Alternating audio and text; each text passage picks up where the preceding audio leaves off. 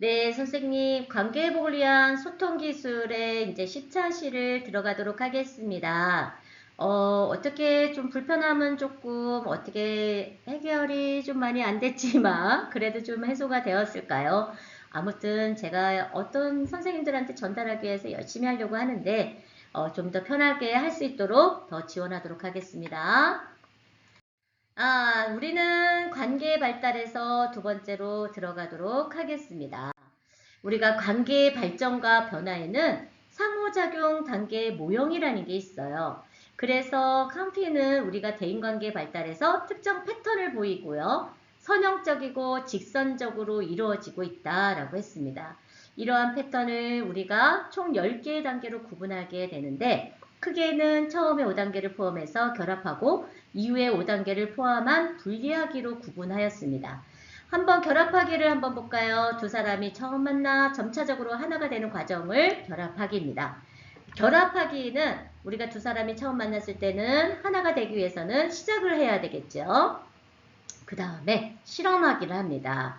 그 다음에 강화하기 하고 통합하고 융합하기를 하죠. 그래서 모든 거는 시작을 통해서 우리가 여러 가지의 관계 안에서의 여러 행동과 말과 이런 것들을 실험하게 되는 거죠. 그러다가 보니까 거기에서 부족한 점, 넘치는 거 이런 것들을 강화하고 부족한 거는 강화하고 또 그 좋은 걸 통합하고 융합하게 되는 과정입니다. 우리가 분리하기를 보겠습니다. 분리하기는 하나가 된 두 사람이 다시 개별적인 둘로 떨어지는 과정이에요. 그거는 뭐예요? 헤어짐을 또 얘기하기도 하죠. 그래서 분리하기는 구분하기와 제한하기, 침체기, 회피하기, 종결하기 있습니다. 그래서 분리하는 거는 자체가 다 부정적인 관계의 모형으로 이루어지고 있다라고 볼 수 있죠. 변증법적 이론을 보게 되면 변증법적 이론은 사회생활이 서로 다른 힘이나 욕구를 가진 사람들의 지속적인 역동적 관계라고 볼 수가 있어요. 그러다 보니까 우리는 서로 반대되는 욕구를 가지고 있는 의사소통과 상호작용하게 되고 변화와 안정을 반복적으로 경험하게 됩니다.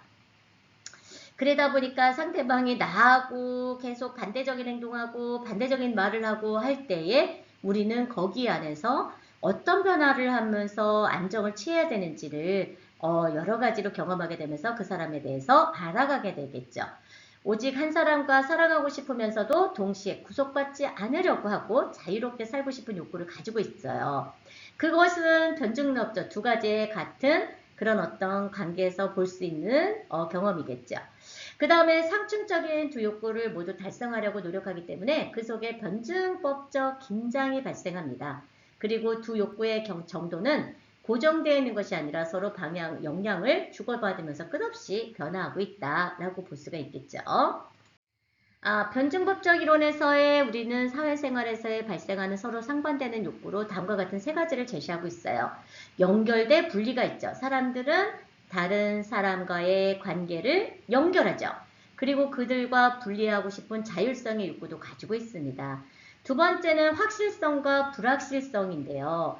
안정성과 예측성, 활식성 이런 가치 있게 여기는 반면에 불안정성, 비예측성, 불확실성을 친밀감의 장애물로 보고 있어요. 그래서 우리가 뵌 거는 뭐라고 했냐면 불확실성의 감소 이론에서 우리는 상대방에 대한 불확실성을 줄이고자 하는 소망이 굉장히 있다. 그래서 내가 누군가의 관계를 가질 때는 확실한 관계, 그리고 거기에서 뭔가 신뢰하고 그런 어떤 믿음을 가지려고 하는 그런 어떤 확실성을 가지려고 한다. 그럼에도 특정 상황에서는 불확실성, 흥분, 비예측성, 색다른 자극이 서로에게 긍정으로 적응이 될 수도 있다.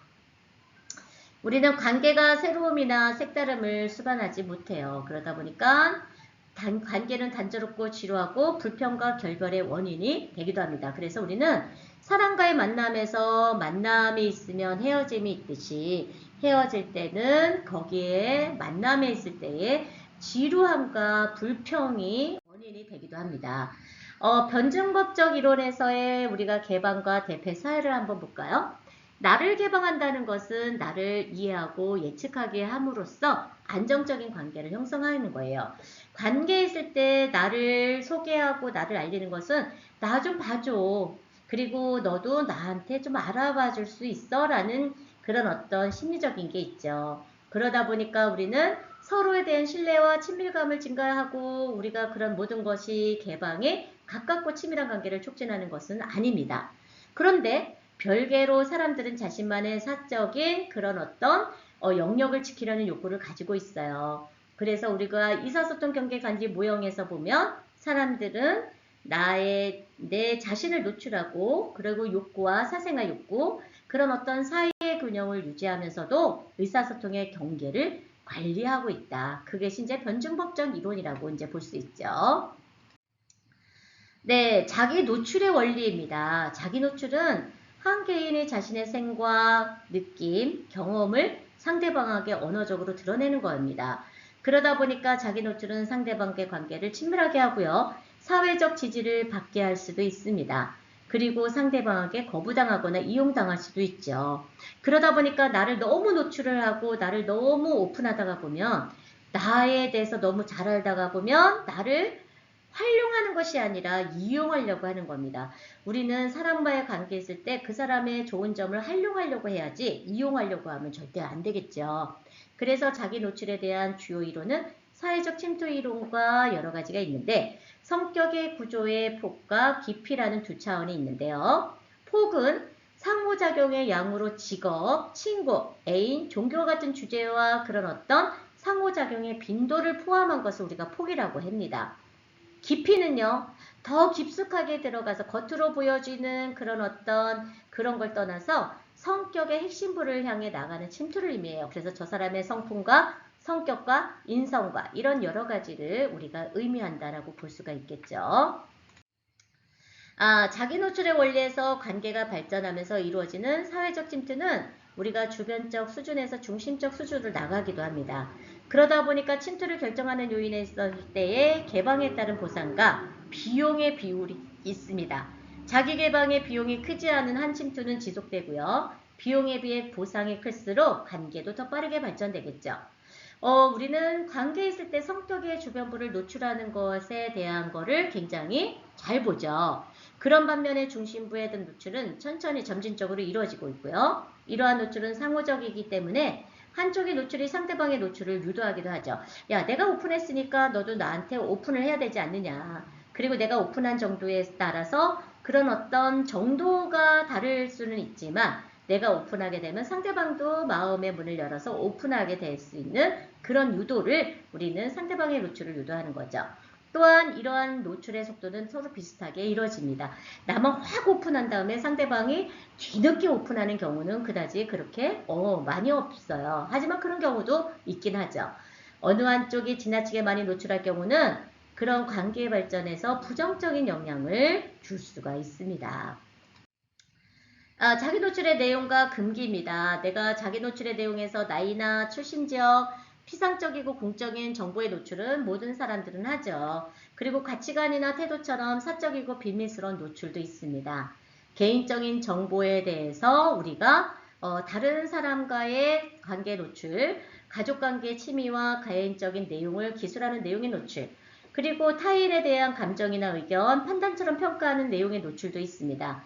우리가 다른 사람에게 노출하는 내용 못지않게 노출을 금기시하는 주제도 있기에 하나입니다. 내가 모든 것을 노출한다고 좋은 건 아니에요. 관계가. 내가 그걸 노출함으로써 오히려 관계가 무너지면서 상처받고 거기에 인해서 사람들이 어떻게 되죠? 네, 굉장히 감정에 대한 그런 게 우울감과 고독감과 그 다음에 때로는 그게 심해지면 자살이라는 그런 어떤 충동적인 그런 것까지 갈 수 있기 때문에 내가 노출하는 정도가 우리가 어느 정도 선은 노출하지만 너무 많은 노출을 하게 되면 굉장히 위험할 수도 있습니다.